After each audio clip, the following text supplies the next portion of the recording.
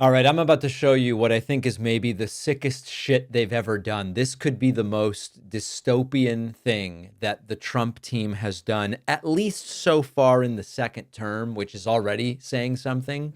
Kristi Noem, Trump's Homeland Security Secretary, part-time authoritarian cosplay enthusiast, just filmed a campaign-style video inside El Salvador's CCOT mega prison, standing in front of a cage of prisoners crowded together, wearing no shirts.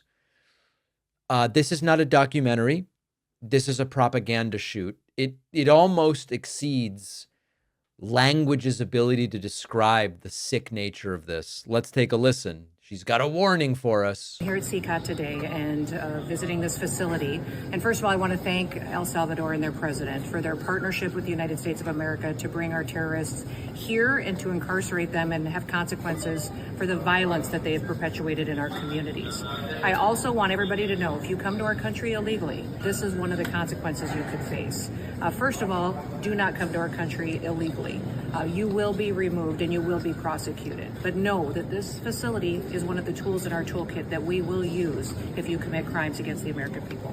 Here at CCOT, the Trump administration is deporting Venezuelans in large numbers, many without due process, wrongly using the 1798 Alien Enemies Act, written for when people still used leeches for medicine, to El Salvador, a country to which many of these folks don't even have a connection, with no actual process to determine, have they even done the thing we're claiming they did?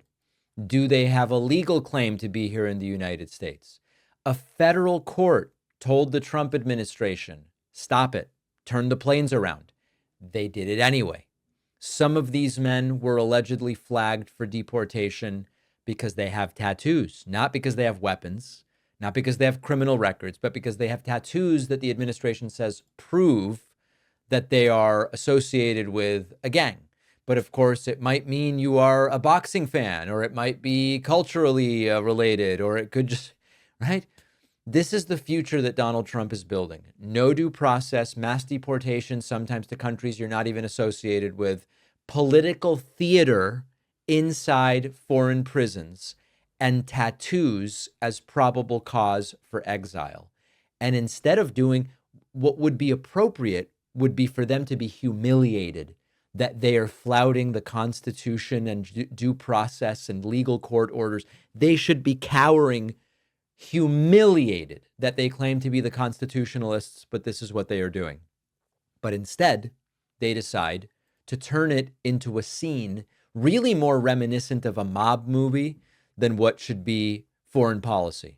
They want the imagery. They want the fear. This is what authoritarians do.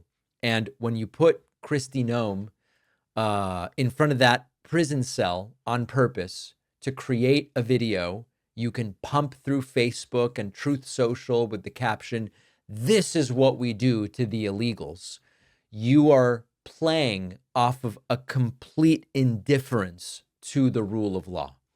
Courts already said you're violating the law. ACLU, other groups are suing because this use of the Alien Enemies Act is completely inappropriate based on the law. They are bypassing immigration law to create a parallel deportation system based on visuals and vibes. They do not care. It's about frightening immigrants. It's about frightening anyone who cares about immigrants. It's about breaking the law. But they want to understand that this imagery, after a court said what you're doing is against the law, the imagery is meant to show us we do not care about the law. It's specifically about breaking the law and proving not only are we going to get away with it, we're not going to hide. I'll show up here and stand in front here. And Kristi Noem seems thrilled to be the face of it. Look at the look on her face. This is not just cruelty. It's really fascist stagecraft. And they are trying to normalize it. And, you know, I have to say, you look online at the usual places, a lot of the MAGAs, the Magapotamians, the Magadonians, they love it. They love it. They say this is strength. this is so good. We're finally going to show them. So when that's the reaction from your base, it can be harder than you think to build opposition to it. After researching, writing, refining, The Echo Machine, my book, is finally out. This is not just a book about how American politics got so broken. It's also about what's happening right now and what we can still do to stop things from getting worse. Trump's been back in power. The results have been even more catastrophic than many feared, with targeting of political opponents and gutting democratic institutions, laying the groundwork to even further consolidate power. But the thing is that none of this is inevitable. The same forces that brought us here can be countered if we understand how they work and what to do about them. And that's what the Echo Machine is all about. Some say that without corporate media backing, books like this can't succeed. I think we can prove them wrong. You can get the Echo Machine right now at davidpakman.com/echo on Amazon, Barnes & Noble, Audible, Kindle, or by calling any local bookstore and asking them to order it. This book is more important than ever. If you care about what happens next, and I do, check out the Echo Machine today at davidpakman.com/echo.